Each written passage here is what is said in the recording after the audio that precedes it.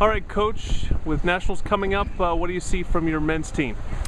Well, the men's and women's teams here have really made tremendous strides in the 5 years that I've been here. We took our lumps early on about 4 years ago, and the men scored all of 9 points. The Lums weren't real happy about that performance, but I told them, just give me some time, we'll get things turned around. We're now, the blogs have us finishing in the top 6 or 7 this year. We've got a tremendous young group of athletes, really led by Vlad Morozov, who's a freshman. He's number 2 or number 3 ranked 50 freestyler, 100 freestyler this year going into NCAAs. And for a freshman to come away with those kind of rankings going into the meets, huge. And he's not afraid of anything. That I think distinguishes him over a lot of kids going in there for first year. Not afraid of it. He's ready to race those guys, and I think he's got a chance to win the 50 free and the 100 free. It's going to be tough, but he's got a shot and he's not afraid. We got some senior leadership from Clement Lefebvre, French guy who last year was a first-year swimmer here. This year it's his second year, and he really now understands the whole collegiate swimming environment. He's getting the guys up and ready to go. He wants to win the 800 free relay, and I think he's bringing the guys together with him. We've also got Dima Kolopev, who's a first-year freshman. He won the Pac-10 in the 200 free this year. For a freshman to go in the Pac-10 and win an individual event's huge, and he was really mature about it.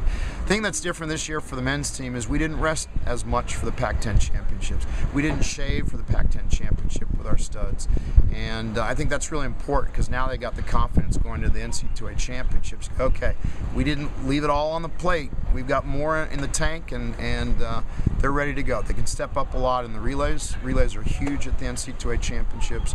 And then individual performances out of Dylan Connolly, a senior who's one of the top breaststrokers in the country this year.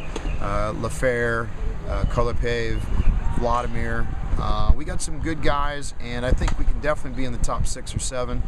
We got a couple divers, Harry Jones and Steven Starks, are going to help put some points on the board that I think bring us up in the top 6, and maybe we'll sneak into the top 5. You mentioned Vlad and Frenchie. How important has that international contingent been to getting your program to the top?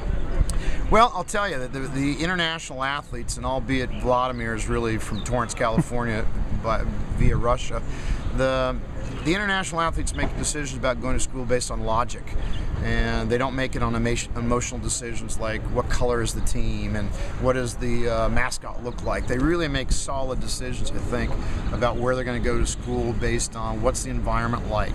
Can I be an international performer? Can I get to the Olympic Games? And I think that's why we've got the attention of the international athletes. So Frenchie, Lefebvre, he's excited about being here, helping us make a run up the NCAA ranks. But he also knows that we've got a foothold at the Olympic Games. Our athletes have done the best performances at the Olympics of any other college program, and he knows that. So he recognizes that his training here is going to prepare him for that. Vlad, he wants to make the Olympic team. Unfortunately, not for the U.S. team because he didn't get his citizenship, but he wants to represent Russia. And he's going to give those guys a run for their money, and they've got some really good sprint guys at Russia right now. So they make a huge impact. One of the nice things about the international athletes, and I tell recruits that look at USC, that when you graduate from here, you want to go to Europe, you want to go to South America, you want to go to Africa, you've got guys that you can hang out with and enjoy that experience, and because you've got friends that live in Africa, that live in Europe, that live in South America. And I think that's a huge benefit to our athletes when they come here to be a part of an international crew training. Thank you, Coach. Good luck. Thanks a lot. Appreciate it.